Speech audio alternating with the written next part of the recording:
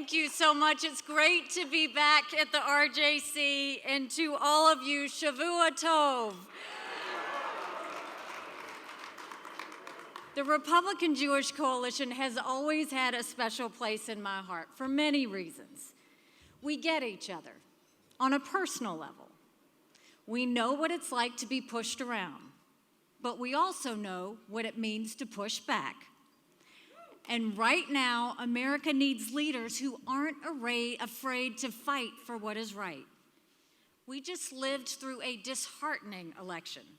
It should be a wake-up call for all of us. We have to stop losing and start winning. And we have to choose candidates that can win not just a primary, but also a general election. We don't need more politicians who love to go on TV and talk about our problems. We need real leaders with a record of delivering solutions, the kind of leader that will do the hard work and get the results that we need. We did that when I was governor of South Carolina. We did that when I was UN ambassador. And between us, I'm just getting started.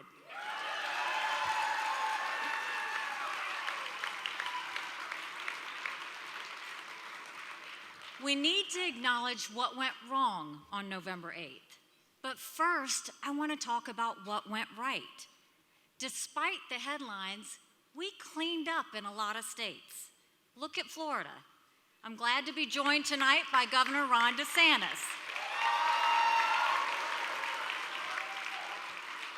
He's doing great things, and he earned his victory. But don't listen to the media. Florida is far from the only bright spot that we had. Brian Kemp handily defeated Stacey Abrams in Georgia.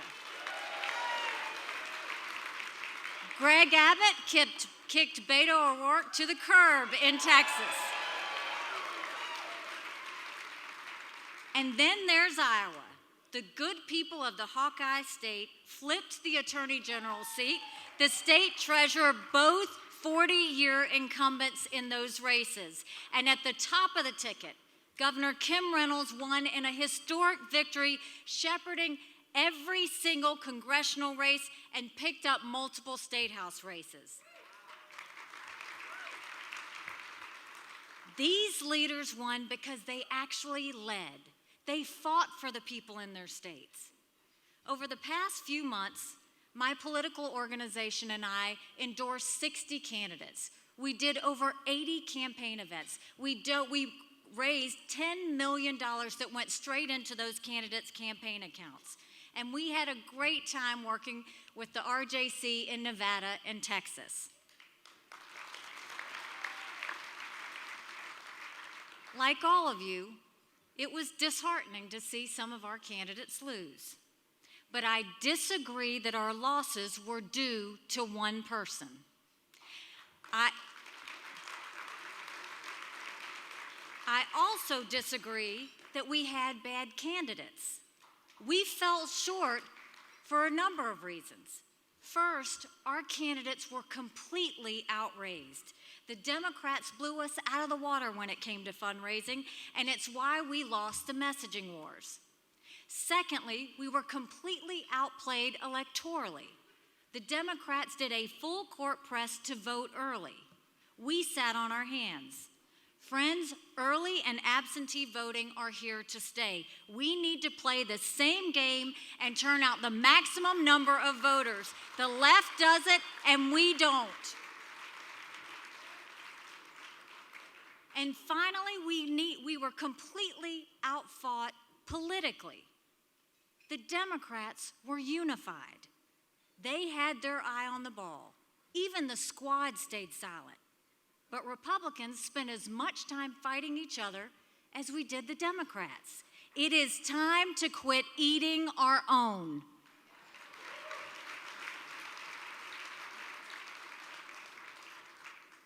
The truth is, Americans weren't trusting the state of our party. They don't want chaos. They want strength and stability and unity. We didn't have that. We have to look in the mirror. The Republican Party has lost the popular vote in the last 7 out of 8 presidential elections. That's saying something. We're behind the times, and we have to be honest with ourselves. Joe Biden turns 80 years old tomorrow. Happy birthday, Mr. President, but it's time for a younger generation to lead across the board.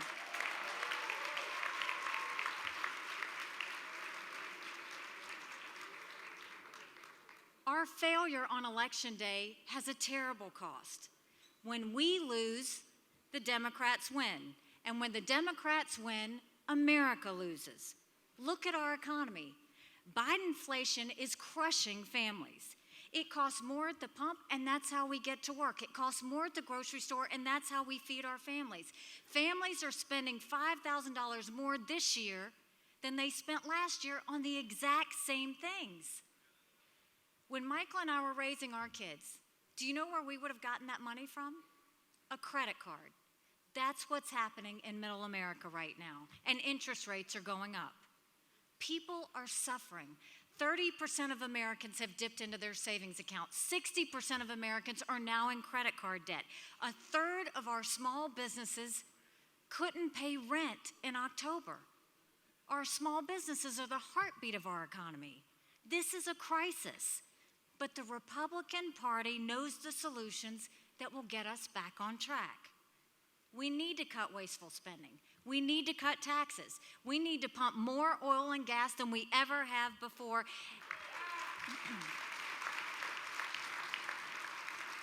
And we don't need Washington paying people to sit on the couch.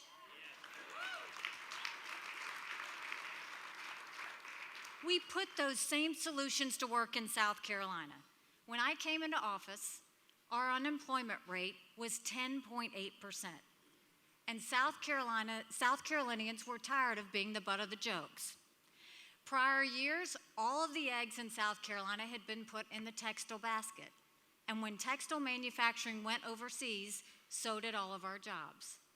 So when I came in, we knew we had to recruit. And I didn't want to recruit companies from other states. That was too easy. I wanted to recruit companies from overseas because I wanted to make things in America again. And we retrained our workforce and we taught them skills. Our citizens started believing in South Carolina again, and more importantly, they started believing in themselves again. And it worked. We made South Carolina #1 in foreign investment in the entire country. And by the time I left, we were building planes with Boeing. We were building more BMWs than any place in the world. We had recruited Mercedes-Benz, Volvo. We had 5 international tire companies, and our unemployment had hit a 15-year low.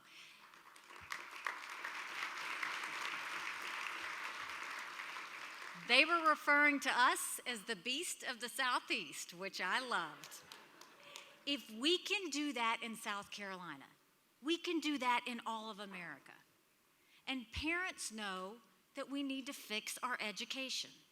Everyone wants to blame COVID for the terrible failure of our schools, but our schools were a disaster before the pandemic ever hit.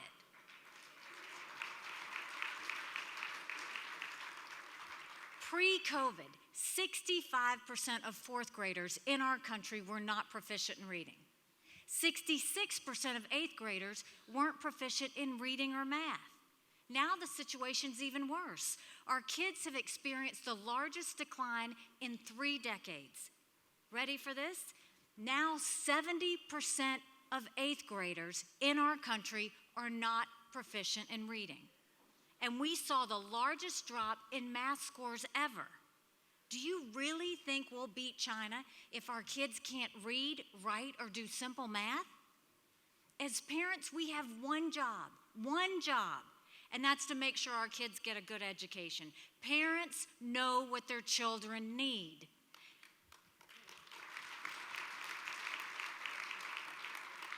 We have to have school choice in our country. It's racist that the Democrats think that minorities are incapable of picking the schools for their children. We are perfectly capable of picking our schools for our children.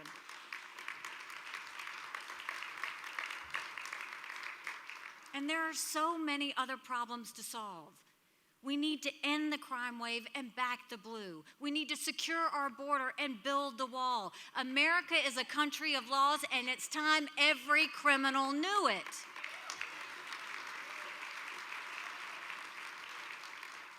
And of course, we need to restore our faith in our elections.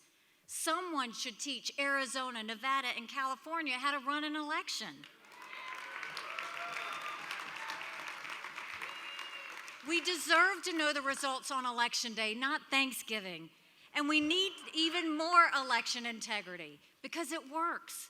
Remember how Democrats said Georgia's new voter law was Jim Crow 2.0? Well, guess what? Georgia is getting record turnout records. I pushed for voter ID in South Carolina back in 2011. I was vilified for it. They said I was disenfranchising voters. And I said, if you've got to show a picture ID to buy Sudafed, if you've got to show picture ID to get on a plane, you should have to show picture ID to protect the integrity of the election process.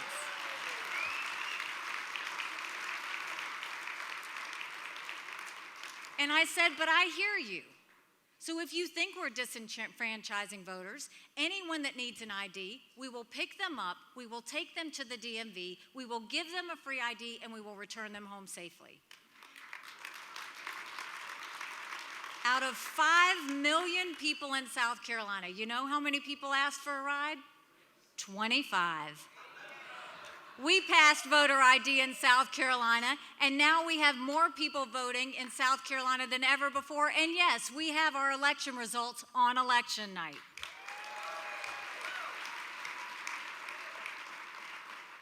We need to be strong at home, but we need to be strong in the world.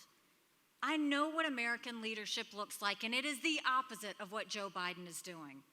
Look at how this president has treated Israel. The Jewish state doesn't even know if we have her back anymore. Israel shouldn't have to wonder whether America stands with her after every election. I was proud to stand up to the bullies and the haters of Israel in the UN. It was the right thing to do.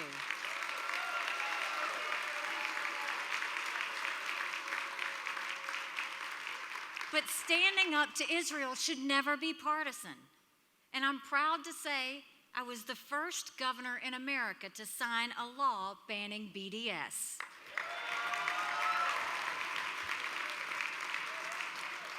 We're up to 35 states and counting.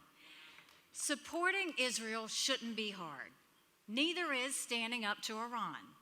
But Joe Biden doesn't get that. He spent most of the past 2 years trying to rejoin the Iran deal. Iran wouldn't even allow us in the negotiating room. Do you know who the lead negotiator was? Russia. Think about that. We're having one enemy negotiate with another enemy for us. That's lunacy. That's not leadership. We all know what Iran wants. The regime tells us all the time, death to America, death to Israel. And it wants nuclear weapons to make good on that promise. A bad deal with Iran makes that more likely, not less. And if Biden succeeds in getting back in the Iran deal, I will make you a promise. I've said it before. The next president will shred it on her first day in office.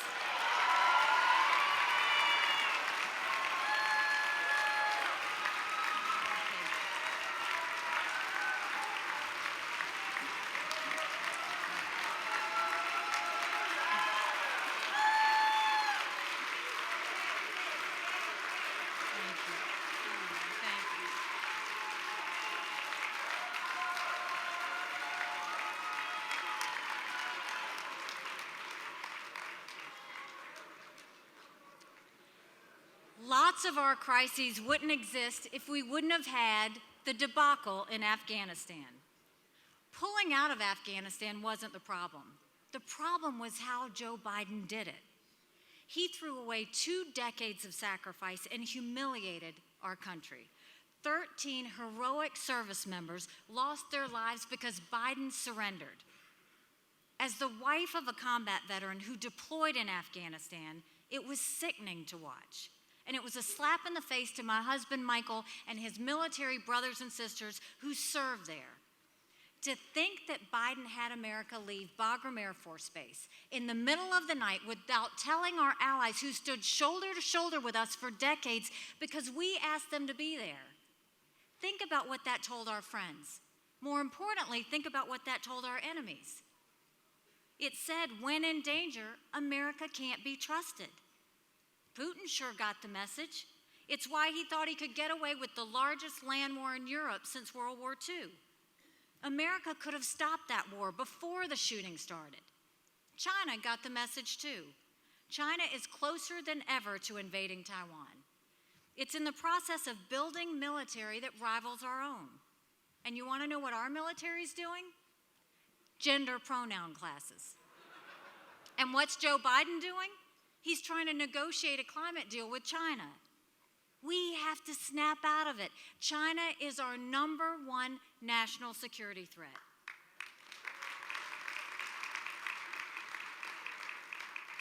We should be standing up to China, not begging them to recycle more. We should be making our military stronger than ever. My brother served in Desert Storm and my husband in Afghanistan. I know the sacrifice military families endure. Believe me when I say I want peace. And that's why I want to renew our strength. A strong America doesn't start wars. A strong America prevents wars.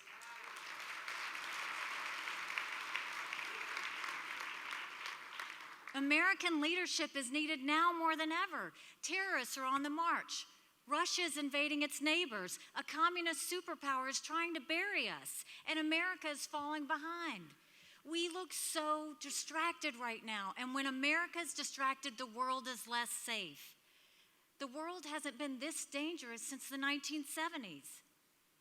But if we get focused, humble, and disciplined, we can make sure Joe Biden follows in the footsteps of Jimmy Carter.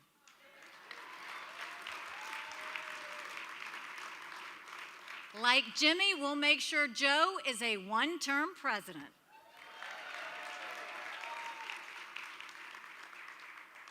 We have the right policy solutions, but the biggest threat we face isn't really about policy at all. It's about our fading national pride.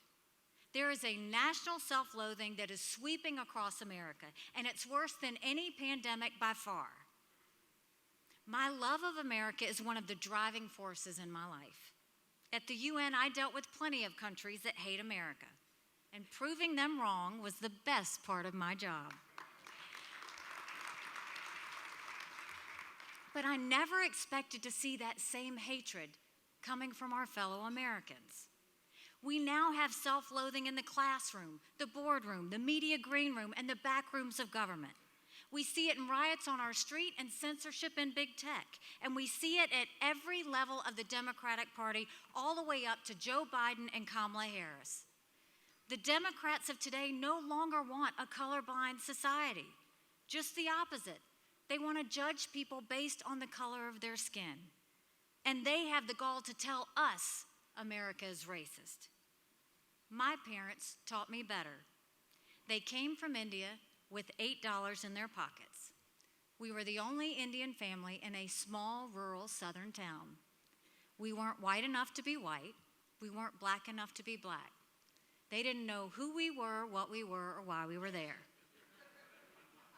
But my parents knew, and there wasn't a day they didn't remind my brothers, my sister, and me that even on our worst day, we are blessed to live in America.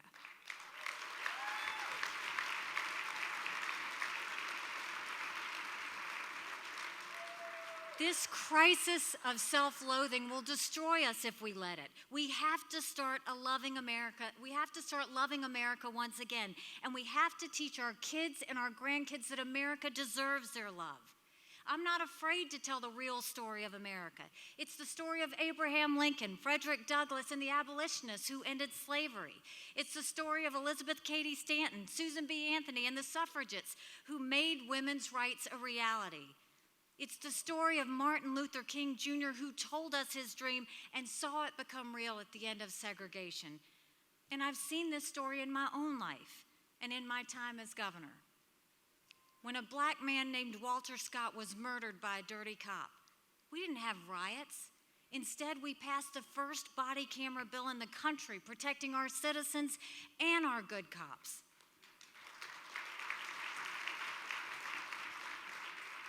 When a sick and twisted man murdered 9 amazing souls at Mother Emanuel Church, we didn't have chaos, we had vigils.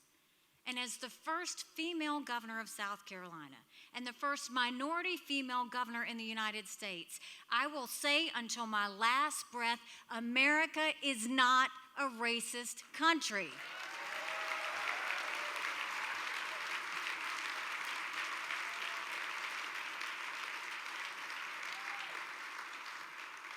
America is a blessed country. This is the story we have to tell. This is the story we have to continue. If Republicans don't, no one will. But first, we've got some real work to do. It's time to make some hard choices and confront hard truths. It's time for some honest soul searching. After the midterms, I'm more determined than ever to fight with everything I've got to bring strength back to our country. We can't allow ourselves to fall short again. Now's the time to expand the tent. We have to reach out to younger generations. We have to reach out to Hispanics, to Asians, to African Americans, to the Jewish community, and yes, to women. It will make us a stronger and better party, and it actually reflects what we believe. The Republican Party is the only party that believes in lifting up everyone, not just a select few.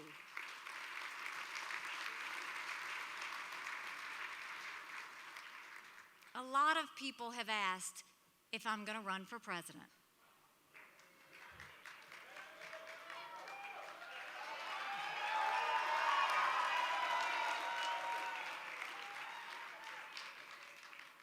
Now that the midterms are over, I'll look at it in a serious way, and I'll have more to say soon. If my family and I decide to continue our life of service, we will put 1,000% into it, and we'll finish it. For now, I'll say this. I've won tough primaries and tough general elections. I've been the underdog every single time. When people underestimate me, it's always fun. But I've never lost an election, and I'm not going to start now.